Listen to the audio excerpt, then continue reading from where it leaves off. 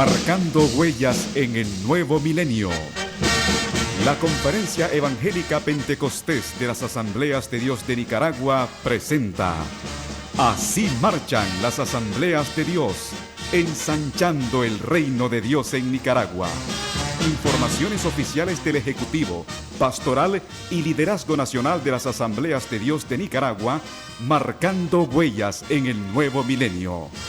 Así marchan las Asambleas de Dios, ensanchando el reino de Dios en Nicaragua.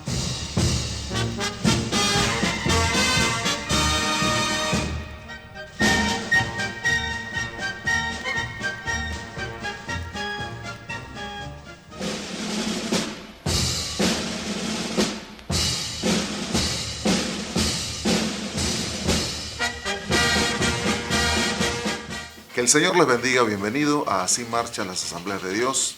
Qué bendición poder otra vez compartir con ustedes el contenido de este programa. En nombre de la Junta Directiva Nacional, este servidor les da la bienvenida y espero que disfrutemos al máximo este tiempo. Siempre agradecemos las estaciones de radio que se enlazan en todo el país y también los que nos siguen a través de las redes sociales. Bendiciones y disfrutemos el contenido de este programa.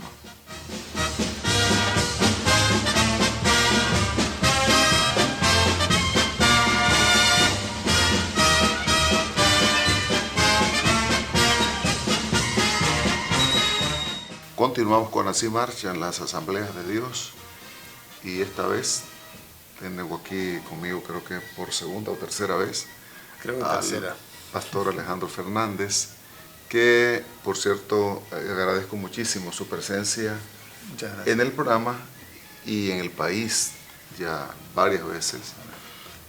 Es interesante, Pastor, un saludo a los hermanos que nos están escuchando en Nicaragua y en otras partes del mundo. Queridos hermanos, bendiciones, un placer enorme estar de nuevo con ustedes. He tenido el privilegio de ser bendecido por un matrimonio misionero nicaragüense, Julián Paut y su esposa Blanqui, allá en Uruguay. Unos cuantos años hicieron obra misionera muy consistente y tengo una deuda de gratitud con este lindo país. Así que para Julián y su esposa y para toda Nicaragua, muchas bendiciones de parte de un uruguayo. Qué lindo. Algo que a mí siempre me ha impresionado de gente que tiene un enfoque en lo que se propone hacer en la vida, es admirable, es admirable. Tiene que ver con muchas causas, pero en este caso particular, con Alejandro yo admiro el hecho de que él ha tomado muy en serio, y no es que el resto no lo hagamos, ¿verdad? Pero de pronto nosotros conceptualmente estamos convencidos que el Señor nos mandó a ser discípulos. Pero cuando chequeamos la agenda de cada día, en realidad no se corresponde con lo que el Señor nos mandó a hacer. Alrededor de este tema, Alejandro tiene muchos años, no sé cuántos, muchos. Haciendo discípulo desde que me convertí, porque el Señor, cuando me convertí en su llamado, me dio 3 instrucciones muy precisas. Vas a cuidar de mi gente, me vas a dar a conocer entre los que no me conocen y prepárate para ir más allá de fronteras a donde yo te voy a llevar. Fueron las palabras de Dios, no puedo decir audibles, pero fueron muy claras en mi corazón y en mi mente. Y como yo era militar en aquellos días, no conocía el decir amén, casi me paró firme, pero le dije sí, Señor. Y a los pocos días estaba haciendo mi primera lista de gente que no conocía a Cristo en mi familia, en la base aeronaval donde yo servía y de los amigos del barrio y vecinos. Y tenía más de 500 personas y oraba por ellos individualmente y me había propuesto uno por uno entregarle una Biblia, presentarle el Evangelio y trabajar con ellos para que conocieran a Jesús. Y lo hice de manera empírica, fui aprendiendo solo, porque nadie me formó para eso. A pesar de que me empecé a congregar en una iglesia, no tuve herramientas más que la escritura y una dependencia de Dios. Oraba siempre y decía, Señor, ¿y con quién? ¿Y cómo hago? ¿Y cómo le hablo? Sabiendo que había gente que me iba a rechazar porque conocía sus posturas, el ateísmo, agnosticismo, otros que estaban en otras corrientes, nueva era. Y bueno, el Señor me fue formando. Pero llegó un punto que yo ya había entrado en el ministerio pastoral y llevaba un par de años y vi que la cosa había empezado como a decaer. Y yo hacía lo que en las santas asambleas de Dios de la República Oriental del Uruguay se practicaba, tener los departamentos, las mujeres, los jóvenes, los niños, esto por acá, por allá. Pero la cosa no estaba caminando. Quería ayudar a los departamentos a que crecieran y todo. Y le digo, Señor, ¿y qué pasó? Y él me dijo, ¿me estás sirviendo a mí o estás sirviendo a una institución? Y eso me sacudió, porque me di cuenta que estaba tratando de emular un modelo que humanamente era aceptado, la tradición de los 80 años de las asambleas de Dios validaba, pero Cristo me hizo ver de que había otras cosas que yo no estaba poniendo en práctica. Y miré los comienzos, cómo Dios me estaba usando. Yo en cuestión de 6 meses llevé a Cristo a más de 100 personas y le testifiqué a más de 500. Y lo tengo registrado en papel, yo les entregaba y todo. Entonces, ¿qué me estaba pasando? Que ahora, siendo pastor de una iglesia, no lograba consolidar a uno en meses. Y cuando cumplí los 40 años, ese texto que nos dice, enséñanos de tal modo a contar nuestros días que traiga el corazón sabiduría, y luego son los días de los hombres 70 años, los más robustos 80, con 40 años dije, Señor, no quiero desperdiciar mi vida, muéstrame qué hacer para hacer la mayor diferencia a favor del reino de los cielos en los días que me quedan. Y fue impresionante la respuesta de Dios. Inmediatamente termino involucrado con la asociación Billy Graham. Dios me empieza a formar en evangelismo a gran escala. Sentí que de una manera muy específica Dios me estaba formando y me dio la oportunidad de hacer cosas que había soñado. Pero después empecé a sentirme incómodo porque veía que las iglesias no capitalizan el fruto de los resultados de una campaña. Eso es algo que a mí igualmente me frustra, porque igual me involucraron en eventos masivos con Nación Billy Graham y con otros, y ver multitudes que llegan, en algunos casos multitudes que aceptan a Cristo, pero las iglesias locales ahí no se expresa todo ese movimiento después del evento. No se percibe. Mira, yo lo digo de esta manera, todo el mundo quiere la fiesta, pero nadie quiere lavar los platos. Llega el día final y creo y confío, yo soy un evangelista y creo y confío en la necesidad de, por obediencia, proclamar públicamente y en forma masiva el evangelio. Yo no estoy en contra de lo que se hace en esa dimensión, los evangelistas, yo aplaudo los esfuerzos y me encantaría seguir en esas lides y se me dan oportunidades y lo hacemos. Pero necesitamos recuperar algo, es cómo la iglesia logró no solamente expandirse sin campañas, porque era perseguida y no podían tampoco andar organizando grandes eventos. Espontáneamente el Espíritu Santo iba trayendo y se generaban, como en Pentecostés, reuniones multitudinarias de 3.000, de 5.000 personas. Pero la obra de Dios en el primer siglo y segundo y hasta el tercer siglo se hacía uno a uno. Y entonces la retrospectiva, o sea, mirando a la historia y mirando nuestra realidad, ¿qué es lo que no estamos haciendo que la iglesia hacía en el primer siglo? Esa era mi pregunta. Y vengo a conocer el ministerio de la Asociación de Evangelismo Internacional, al doctor Billy Hanks, que me lo introdujo un amigo que ahora está con el Señor y anduvo por acá, Siegfried Klassen. Y cuando entendí la profundidad de lo que el ministerio propone, no tuve otra opción, porque el Espíritu Santo me lo impuso, que abrazar esto y trabajar en todo el continente para que la iglesia vuelva a la metodología que Cristo estableció. Hay un problema con la iglesia, y un problema con nosotros, o sea, no nos damos cuenta, pero presumimos, sin proponérnoslo, de ser más sabios que Jesús. ¿Cómo es esto, pastor?, me podrán preguntar. ¿Quién ha sido la persona más sabia en toda la historia y quién será la persona más sabia en la historia en pisar la tierra? No nos cabe duda que Jesús es el hombre más sabio de todos los siglos. Si yo hubiera sido Jesús desde la perspectiva de lo que hoy conozco, en vez de venir hace 2000 años atrás, hubiera venido ahora. Porque hoy tenemos redes sociales, tenemos celulares, tenemos internet, tenemos televisión satelital, aviones, podemos andar a toda velocidad. Y yo le diría, no, vení en el año 2025. ¿Por qué vas a venir allá? Que te va a costar tanto a lomo de caballo, de mula, de burro, y en barco que no navegan a más de 9 nudos y a vela.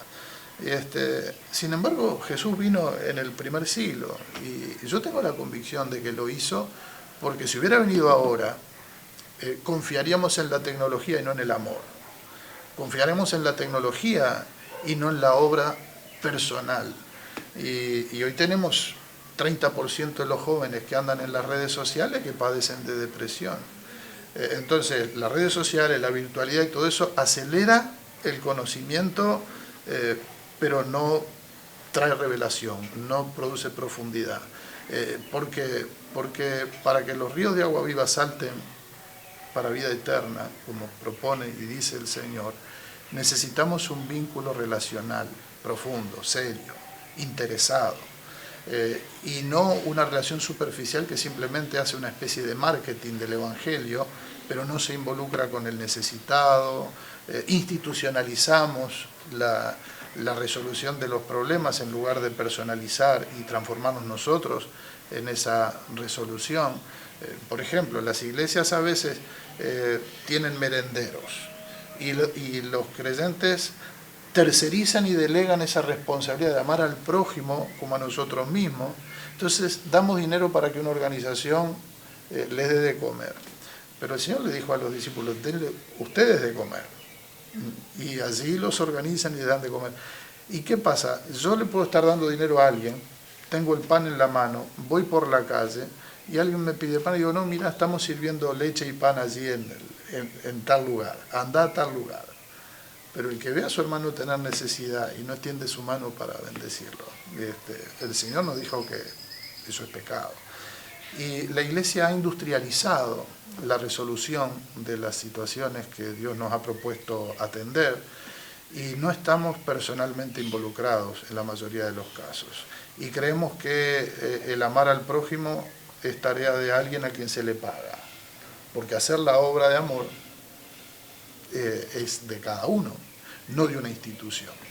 Y 1 Juan capítulo 2 versículo 6 nos dice, el que dice que permanece en él debe andar como él anduvo. Y él nunca se institucionalizó. Y eso a mí me quebró, porque yo me di cuenta que me estaba institucionalizando y estaba haciendo las cosas a través de un organismo, una organización, en lugar de hacer mi obra personal y llevar a cada uno que entendiera la obra personal. Estamos hablando de cosas profundas que tenemos que reacomodar nuestra forma de mirar. No es malo tener instituciones, pero no pueden sustituir la institución, lo que cada uno de nosotros debemos hacer la acción personal, por amor a Dios y por amor al prójimo. Este año las Asambleas de Dios ha dado un énfasis a su quehacer en el país, en Nicaragua, enfatizando el discipulado como la tarea prioritaria de la Iglesia. ¿Qué consejo le daríamos nosotros a los pastores para volver la mirada a ese mandato viejo, pero que de pronto lo hemos ignorado? Mira, yo tendría la tentación de decirle a la gente, piense un poco más, decirle a los pastores, a mis colegas, a mis amigos, a quienes amo, ¿no? Aquí y en todo el mundo. La tendencia es decir, piensa un poquito más, analiza y esfuérzate por hacer eso. Es una muy buena expresión, pero si nosotros no nos dejamos llevar por el Espíritu de Dios, acomodando lo espiritual a lo espiritual, cualquier esfuerzo natural por hacer lo espiritual es en vano. La Escritura nos dice acomodando lo espiritual a lo espiritual. Y la única forma de que haya una transformación genuina, legítima, producida por el Espíritu de Dios, implica dos cosas. Reconocer que estamos mal, arrepentirnos y confesar. Y tenemos que estimularnos al amor y a las buenas obras unos a los otros. Y orar los unos por los otros. Y decirnos, mira, estamos mal, no estamos haciendo lo que Jesús nos dijo. Pero tiene que hablarnos el Espíritu de Dios y tenemos que buscar a Dios. Dice el Señor, lo que estoy haciendo es conforme a lo que tú hacías. Mira, la virtud que tiene el proceso de hacedores de discípulos es llamarnos al arrepentimiento. No lo hace directamente, pero el Espíritu Santo, o sea, en el texto nadie nos dice tenemos que arrepentirnos, pero cuando uno mira y analiza el modelo de Cristo a través de lo que nosotros traemos, no hemos inventado nada, no es un modelo más para discipulado. Jesús ni siquiera habló de discipulado, él dijo vayan y hagan discípulos, la palabra discipulado la inventamos nosotros. Y el grave error es que del enfoque en las personas y hacer discípulos es enfocarnos en aquellos que están perdidos, en aquellos que necesitan madurar, aquellos que necesitan ser conformados a la imagen de Cristo. En lugar de eso, hoy el foco está puesto en los contenidos. ¿Por qué? Porque hoy la palabra discipulado nos hace hablar de cursos, de contenidos, que claro, son buenos, son necesarios, pero no es suficiente porque un curso no cambia el corazón de las personas. Nosotros necesitamos cambiar carácter, necesitamos perfeccionar habilidades y necesitamos desarrollar disciplina. Y eso no sucede en un aula, y menos en un aula grande, donde hay mucha gente y donde el vínculo y la relación del docente, de la persona que expone, es un vínculo superficial, que no tiene ese amor fraternal que la persona necesita para que quien corrige tenga la autoridad moral y la autoridad en la relación y en el vínculo, en ese puente espiritual que el amor produce, de decir, mira, vas por mal camino, mira, esto no es así, Jesús no lo hacía de esta manera. El aula no produce carácter. De hecho, tenemos la evidencia, los mejores seminarios en el mundo, las universidades que otrora, hace años, eran grandes semilleros de misioneros, hoy se están graduando y egresando con título PhD, doctorado, personas ateas, agnósticas, y son doctores en teología, y son homosexuales, y son agnósticos. Eso no refleja el corazón de Cristo. ¿Dónde está el hacernos semejantes a Él? ¿Dónde está? ¿Cuál es la eficacia de un seminario brillante que tiene doctores y tiene académicos brillantes y reconocidos que no logra transformar el corazón de una persona? Es que el amor edifica, no la erudición. Y lamentablemente todo lo que hacemos con discipulado hoy apunta a la erudición, a conocer más, a entender más. Y eso es el pensamiento griego. El pensamiento judeo-cristiano es ser transformado y hacer, y poder vivir aquello, vivenciar esa palabra, la palabra encarnada, el logo rema. O sea, el logo, la palabra entendida, pero el rema, la palabra vivida, esa palabra transformadora que se encarna en nosotros. Y eso el aula no lo produce. O sea, tenemos que volver a la metodología. Entonces, una recomendación, pero no, o sea, ya no es una recomendación humana, quiero hablar como hijo de Dios y proféticamente, debemos arrepentirnos y debemos volver a la raíz, pedirle perdón a Dios por lo que hemos hecho mal, por lo que hemos intentado hacer bien por la tradición y la herencia, y tenemos más tradiciones a veces que lo que criticamos de otras religiones o de otros caminos cristianos. Nosotros tenemos tradiciones denominacionales, los bautistas siempre lo hicimos así, la iglesia cuadrangular siempre lo hizo así, las asambleas de Dios siempre lo hicimos así, esta es nuestra identidad. No, Señor, nuestra identidad es Jesucristo. Y vamos a seguirlo haciendo porque así lo hemos hecho independientemente de los resultados. Claro, pero ¿a quién estamos sirviendo entonces, Roberto? ¿A Cristo o a la institución? Hermanos, si somos siervos de Cristo, tenemos que repensar si estamos sirviendo realmente a Jesús o estamos sirviendo a la institución. Y algunos dicen, bueno, yo sirvo a Jesús a la manera de las asambleas de Dios. Frank Sinatra no entra en esto, no es a mi manera. El que dice que permanece en Él debe andar como Él anduvo. Y andar como Él anduvo es hacerlo a la manera de Jesús. No tenemos opción. No hay opción. Bueno, yo creo que sobre este tema tenemos mucho que hablar. Sí, señor. Sin embargo, creo que en estos días tuvimos un encuentro muy lindo aquí en Managua y la tarea está planteada. Hacedores de discípulos tiene una base aquí en el país, que es un recurso que nos ayuda para reorientar nuestras acciones como iglesia local. Yo siempre me pongo a pensar en esto, que nosotros deberíamos chequear siempre, por ejemplo, en qué estamos invirtiendo los recursos que tenemos, en qué estamos invirtiendo nuestro tiempo, en qué estamos invirtiendo nuestra vida realmente. Yo no quiero dejar un sabor amargo en esto y quiero decir, tenemos que dar gracias a Dios por todo lo que se ha hecho históricamente y por estar hoy donde estamos. No todo lo que se ha hecho es malo. El asunto es qué es lo eficaz, ¿sí? ¿Qué es lo eficiente? ¿Qué es lo que realmente produce aquel resultado que las puertas del infierno no prevalecerán? No puede ser que de nuestros institutos bíblicos estén egresando homosexuales. Hay un país en América Latina donde se aprobó el matrimonio gay y el primer matrimonio gay, tristemente, tuvo como uno de los contrayentes un egresado del Instituto Bíblico de las Asambleas de Dios. Entonces, ¿qué está pasando? ¿Sí? Tenemos que mirar y ser objetivos en esto. Obviamente que en la iglesia siempre va a haber pecadores y eso en el proceso Dios va transformando. Pero estamos haciendo exactamente aquello que hace que el principado de las tinieblas no prevalezca, como Jesús lo dijo. ¿Por qué está pareciendo? Antes la iglesia era vista como una amenaza por los gobernantes, decía, ustedes que están trastornando el mundo, ustedes que lo han llenado todo de Cristo, ¿no?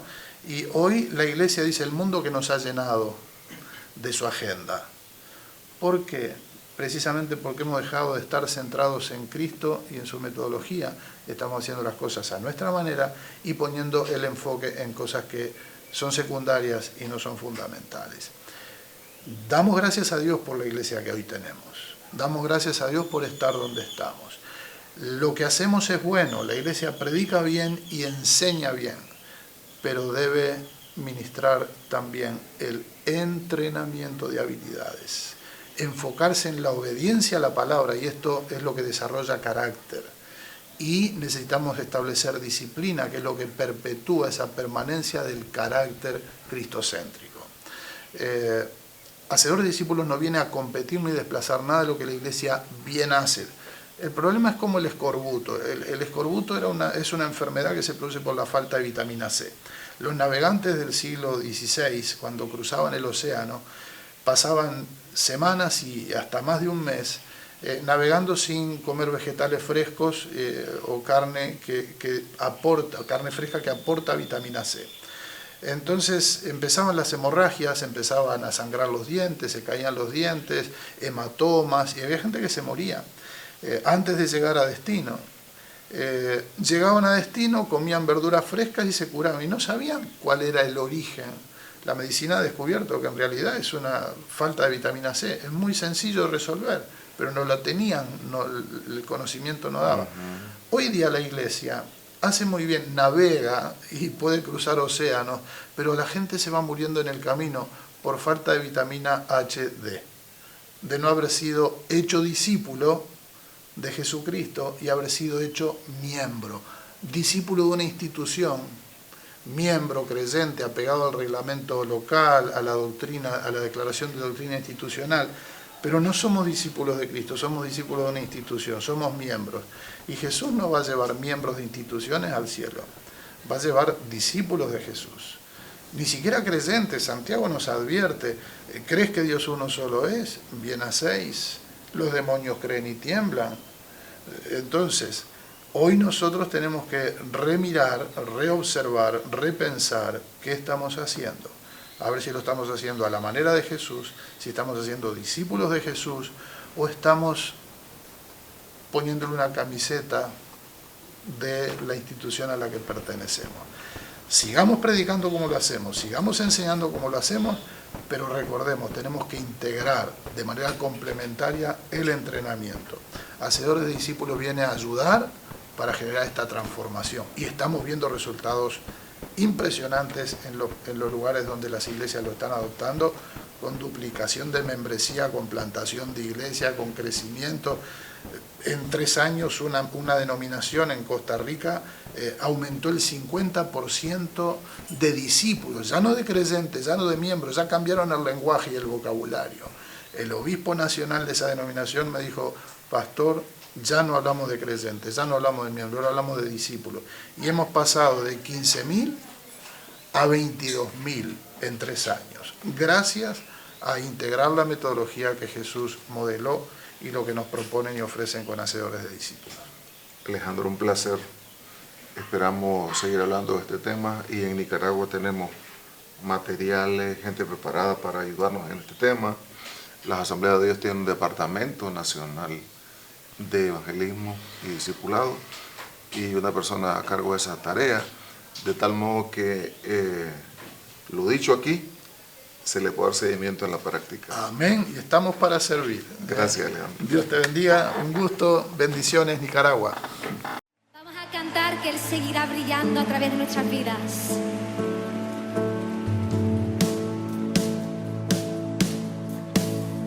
Hay un hogar en tu amor, vuelve a ti, pródigo, hay vida, hay vida. Tu gracia inunda este lugar, la salvación aquí está, hay vida, lo creemos, hay vida y acaba de empezar,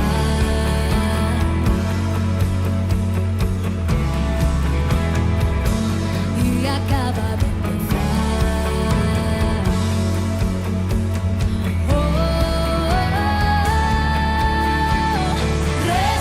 Resplandeces, tinieblas verdes, hay libertad y te daremos la gloria, en ti hay victoria, Jesús tu vivo estás.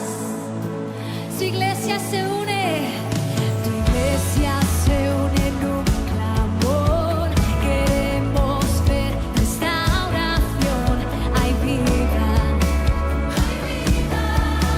hay vida, despierta cada corazón, que venga aquí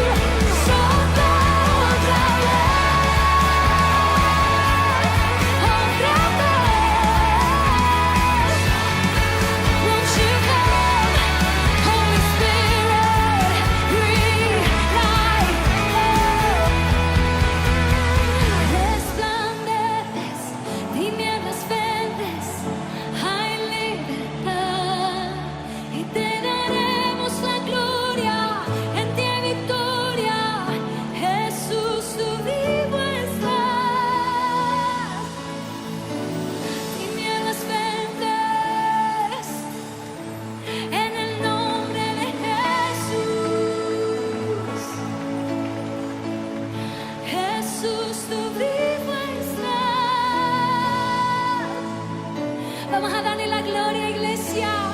Let's give all the glory to God. Jesus, Jesus, we love you, Jesus. We'll proclaim your name, Jesus. Resplandeces, tinieblas vences, hay libertad y te daremos la gloria, en ti hay victoria, Jesús, tu vivo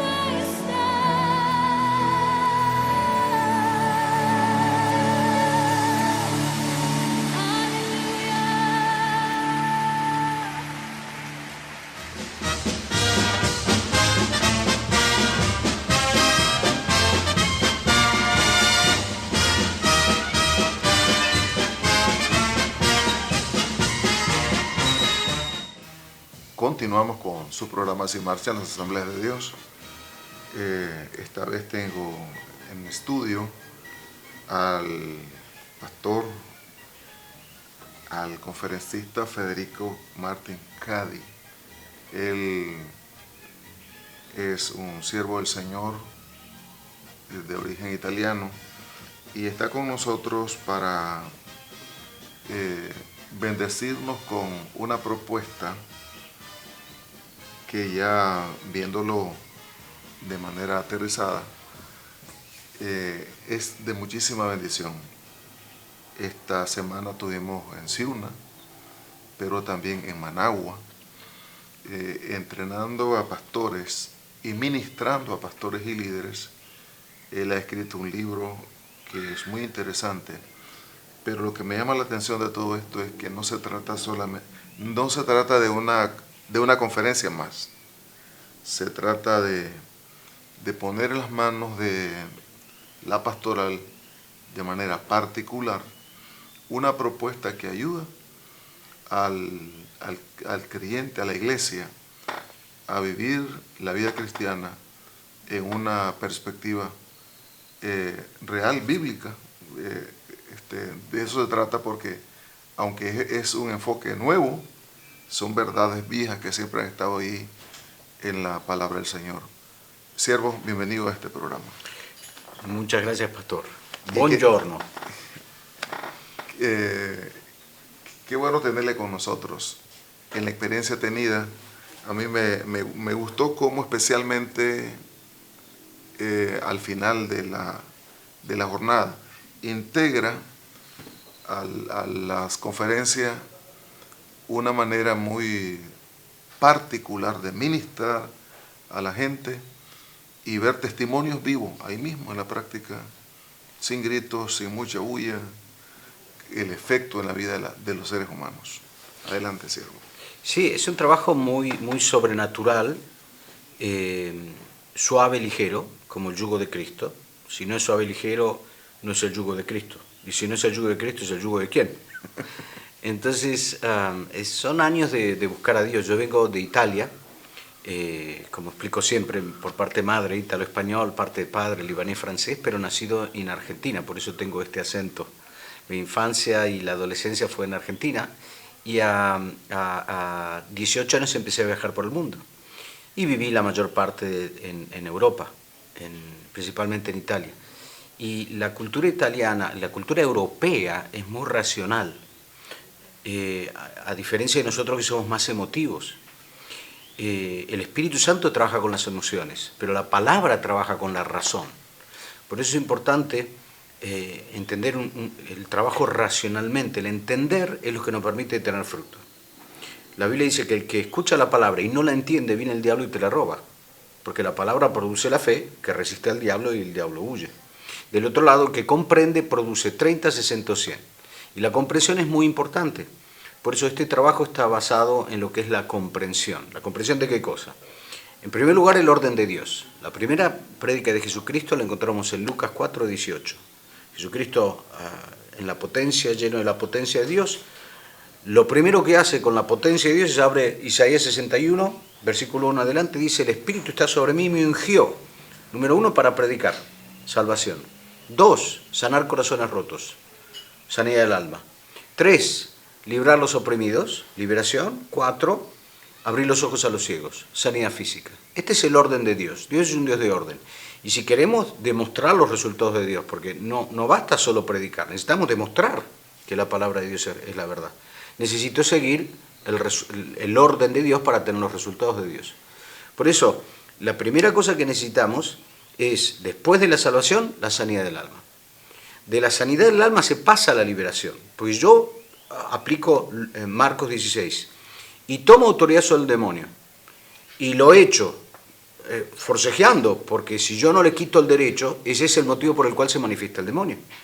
Si yo echo al demonio, pero no le quito el derecho, que generalmente principalmente es la herida del alma, va a ser un trabajo incompleto. O si yo paso a la sanidad del alma sin sacar lo que es el origen, la herida, yo creo que el 90% de los problemas físicos nace de un trauma. Si yo resuelvo el trauma, puedo tener un impacto en lo que es el físico. El ejemplo que explico siempre en las conferencias es Job. Si nosotros viéramos a Job y le preguntamos ¿qué te pasó, Job? Dice, bueno, me vino toda esta enfermedad. Y si le preguntamos qué te dijo el médico, me dice, bueno, es una sarna aguda que no tiene cura. Dice, ¿hace cuánto empezó, Job? Y te hubiera dicho, hace 3 meses. ¿Y qué pasó en tu corazón, Job, hace 3 meses? Y Job te hubiera dicho, se murieron mis hijos, me mataron los siervos y me robaron todo. Entonces vos ves que el alma es lo que un corazón abatido, dice el proverbio, seca los huesos. O mismo la ciencia, la úlcera nace del estrés. El estrés está en el alma, pero la úlcera está en el físico. Y si yo voy a orar en el nombre de Jesús, imponrán las manos sobre los enfermos y los enfermos sanarán, pero no resuelvo lo que abatió el alma, lo que abatió el corazón, el estrés o el problema en el alma, esa enfermedad vuelve. Por eso es importante seguir el orden de Dios para tener los resultados de Dios. Interesante, interesante. Y de eso se trata, y por eso es que descubro que una propuesta de esta naturaleza, que exactamente es bíblica, al explicarla, usted no viene con una nueva corriente doctrinal, es simplemente ir a la Biblia, y como decía Alejandro, es ir a la Biblia, convertirse en un discípulo de Cristo, y entonces uno comienza a disfrutar de la bendición del conocimiento de la palabra aplicado a la vida práctica. Y claro, esto debe saberlo todo cristiano, pero de forma particular debe ser una práctica en la vida de un pastor, de un líder de la denominación, porque de pronto son realidades que vive un pastor, que podría vivir inclusive el líder de la denominación, y que se proyecta en su desempeño en la vida. Sí. Si no cerramos las heridas del pasado, esas heridas van a tener una repercusión en el presente. La mente tiene la tendencia a duplicar lo que fue nuestro pasado. Y si yo vengo un pasado de heridas, no porque Cristo me cambió el corazón, eso quiere decir que me cambió la mente. Todas esas heridas están en la mente de la persona. Yo no soy psicólogo, estudié un poco de psicología para entender cómo funciona la mente a la luz, o cómo el Espíritu Santo trabaja a la luz de la Escritura con la mente. Y un predicador que tiene un corazón herido no va a ser un canal de comunicación limpio, porque se van a mezclar las heridas y va a haber un mensaje que va a ser no completamente... ¿Puede un siervo de Dios predicar revelación y hablar cosas terrenas donde un demonio puede infiltrarse? Claro que sí, lo vemos con Pedro. Pedro tiene la revelación de quién es Cristo, a motivo de una pregunta. ¿Quién ustedes dicen que soy yo? Esa pregunta produce meditación, la meditación trae revelación, o sea, lo que Andrés le había dicho, encontramos al Mesías, de la información, mediante la meditación de esas preguntas se vuelve revelación, de la mente baja el corazón y de la abundancia del corazón habla la boca. Tú eres el Hijo de Dios, el Cristo. Es una predicación revelada, porque Jesucristo le dice, bendecido eres Simón, esto no te lo reveló carne ni sangre, sino mi Padre que está en los cielos. Gloria a Dios. Y tú no eres más Simón, tú eres Pedro. Transformación. Pero de repente Jesucristo empieza con el plan de Dios, que no lo entendían obviamente, me van a abandonar, me van a torturar, me van a crucificar, voy a morir, pero el tercer día voy a resucitar. Y Pedro se lo lleva de aparte y le dice, parafraseando es español, disculpe si me equivoco, así es correcto. Parafraseando dice, yo soy Pedro, el que acaba de tener la revelación del Padre que está en los cielos, déjame que te dé un consejo, que Dios no permita, esto no va a suceder nunca. Y no porque Dios está en el mensaje viene de Dios. No porque cito el versículo de la Biblia, es algo que viene inspirado de Dios. Porque el mismo Satanás le citó el Salmo 61. Tírate de ahí arriba, está escrito, él mandará a sus ángeles. El Salmo 91 le citó. Y en esa mentalidad carnal le dice, eso no va a suceder nunca. Y maldice el plan de Dios. Y Jesús le dice, Satanás, aléjate de mí.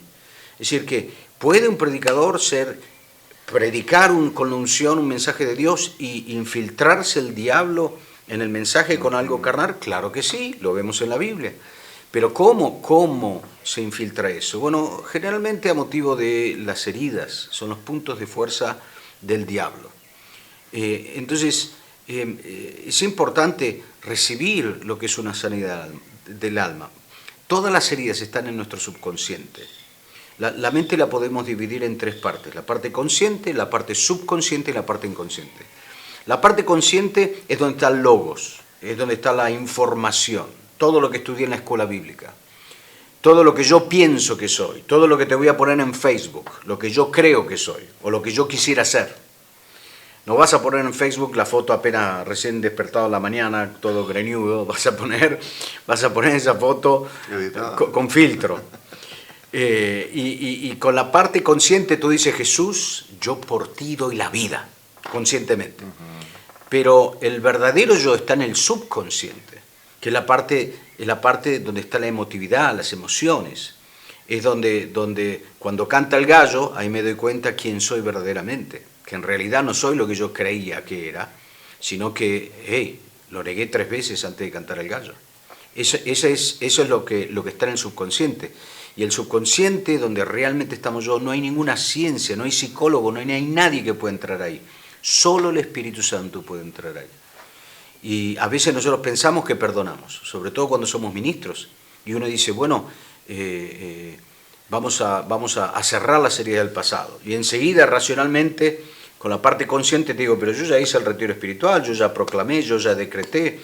Sí, pero si no entiendes realmente cómo eres a través de la revelación de la palabra, no vas a saber que en realidad a veces no perdonamos.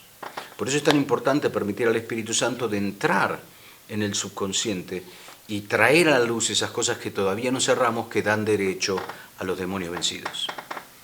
Interesante. En estos días hemos estado en una jornada de entrenamiento, de reflexión, y creo que una propuesta como esta deberíamos darle seguimiento, y estamos abiertos para seguir en esta jornada. La experiencia de Managua, la experiencia de Ciuna, reproducirla en todo el país, y vamos a entrenar a gente clave en todo el país para que tanto en este aspecto como en el aspecto de otra vez retomar el mandato del Señor de hacer discípulos en Nicaragua y el mundo, lo podamos llevar a todos los puntos del país, y Nicaragua se prepare para un despertar espiritual que nunca en la historia lo ha tenido. Anhelamos eso, creemos eso. Yo creo que Dios tiene a Nicaragua en su agenda y que grandes planes van a ocurrir aquí, no solamente en función del país, sino de las naciones. El país tiene misioneros, y a mí me encantaría que trabajemos con la agencia misionera. Estoy pensando en voz alta para que le demos un entrenamiento a nuestros misioneros que están en el campo en distintas partes del mundo, en África, en Europa, en varios países de América Latina, y podamos equiparlos para este gran desafío.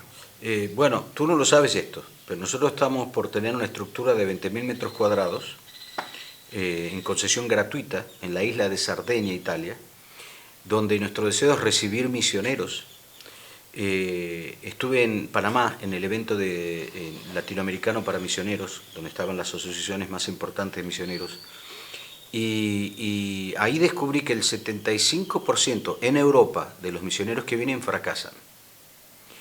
¿Por qué fracasan? Porque Europa es racional, nosotros somos emotivos. Y como digo siempre un poco bromeando, el saca la bazuca no funciona en Europa. Ahí es una cultura muy racional. Por eso este trabajo es un arma muy importante para los misioneros. Sobre todo este centro es para recibir misioneros y formarlos en la diferencia cultural, para que no fracase el 75%. Y los pocos que tienen éxito son los que trabajan con los latinoamericanos que están en Europa. Y los pocos europeos que van a esas iglesias son los que se casaron con los latinoamericanos. Por eso hay una necesidad muy grande. En Italia, por ejemplo, el mundo evangélico no llega al 1%. Es una grande necesidad. Y Europa necesita lo que Dios está haciendo en Latinoamérica. Pero necesitamos entender que con el griego me tengo que hacer griego, con el hebreo me tengo que hacer hebreo, con el fuera de ley me tengo que hacer fuera de ley, aunque si no lo soy, dice Pablo, para llevar las personas a Cristo. Y nosotros llegamos en Europa tratando de que ellos cambien como nosotros, sin entender lo que es la diferencia cultural, que es algo muy importante. Por eso esta herramienta es muy fuerte, da muchos resultados. No es psicología para el que está pensando, porque expliqué algunas dinámicas de la mente, no es psicología. Lo que yo entendí son más de 2 años que estamos viajando en toda Latinoamérica y vi cómo la psicología está tomando el lugar del Espíritu Santo en muchas iglesias. Y si yo como pastor mando a un miembro a un psicólogo, tengo que reconocer que en Cristo no te estoy dando respuestas. No que no las hay, no las conozco, que es distinto. Con este trabajo podemos hacer lo que un psicólogo, no estoy hablando mal de psicólogo, para el hermano psicólogo que me está escuchando, yo estudié psicología, no soy psicólogo, pero sí es importante entender que conociendo cómo funciona la mente que Dios creó a la luz de la Escritura, por medio del Espíritu Santo, en un encuentro nosotros podemos, ni siquiera un encuentro, en menos de un minuto, y eso lo vimos en Suina, lo vimos en la práctica, el pastor con esos problemas físicos de 3 años completamente sanado, la hermana también con los problemas en las rodillas y en la pierna. Anoche vimos unas sanidades hermosas. Hay que demostrar que la palabra de Dios es la verdad. En un minuto podemos hacer lo que un psicólogo tarda 1 año y medio para empezar este trabajo. Por eso el Espíritu Santo quiere tomar su lugar en la iglesia. Justamente estamos hablando y te compartía, antes del coronavirus el psicólogo era del diablo, y después del coronavirus los pastores estudian psicología. Que algo pasó. Quiere decir que cuando sopló la tormenta y se cayó la casa, muchos se quedaron desilusionados. Y muchos pastores terminaron yendo al psicólogo. Entonces, es cuando viene shekerado, ¿cómo se dice? Mozo en español. Sacudida la iglesia, que nos damos cuenta realmente en qué áreas tenemos revelación y en qué área era solo teoría.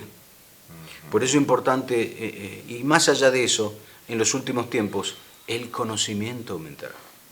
Por eso todo este mover del Espíritu Santo que estamos viviendo es el preludio, es palabra correcta en español, Sí. es el preludio del último tiempo. Porque para que el conocimiento venga hace falta la palabra, pero la palabra es la espada del Espíritu Santo. El conocimiento a través de la palabra no viene si no se mueve el Espíritu. El Espíritu galellaba sobre las aguas y Dios dijo. Dios no dijo si no se movía el Espíritu. Jesucristo sale de las aguas, baja el Espíritu en forma de paloma y después baja la palabra. Este es mi Hijo amado. Pero no bajaba la palabra si no estaba antes el Espíritu. Por eso este último avivamiento que estamos viendo del Espíritu Santo es lo que está precediendo el último avivamiento que está fundado en el conocimiento. Isaías 2:2, las naciones van a correr a la casa del Señor diciendo, vamos para que nos enseñen sus caminos. No para que recibir un milagro, no para que me toque el Espíritu Santo, para que me enseñe los caminos, porque Proverbios dice que los caminos de Dios son deliciosos y sus senderos son tranquilos. Del hebreo, shalom, shalom. Es decir, son caminos de paz, de bendición, de salud, de prosperidad. Y cuando el mundo vea en la iglesia lo que el psicólogo y lo que el mundo no te puede dar, ahí las naciones van a correr.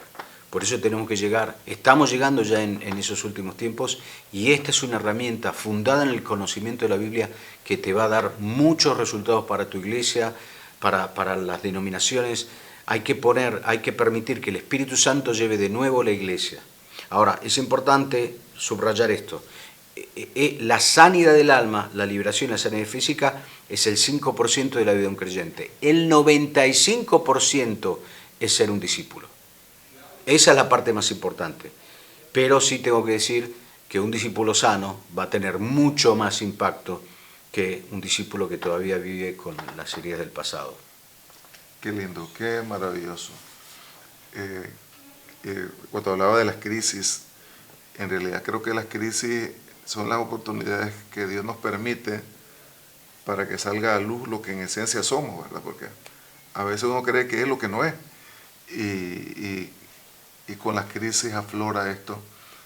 Se ve a todos los niveles.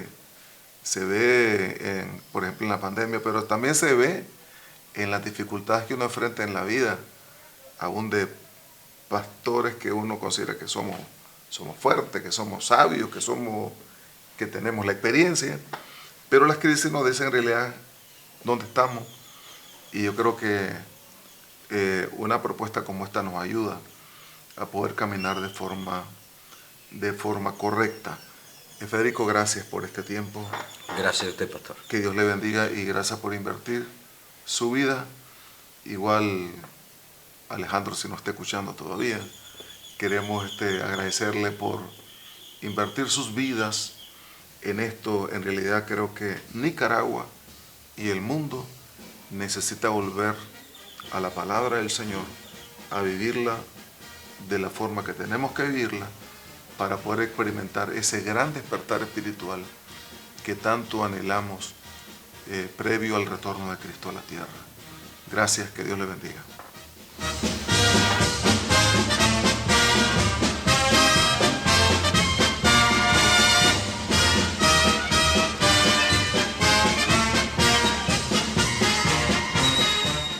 Ha sido un tiempo maravilloso el haber compartido con ustedes.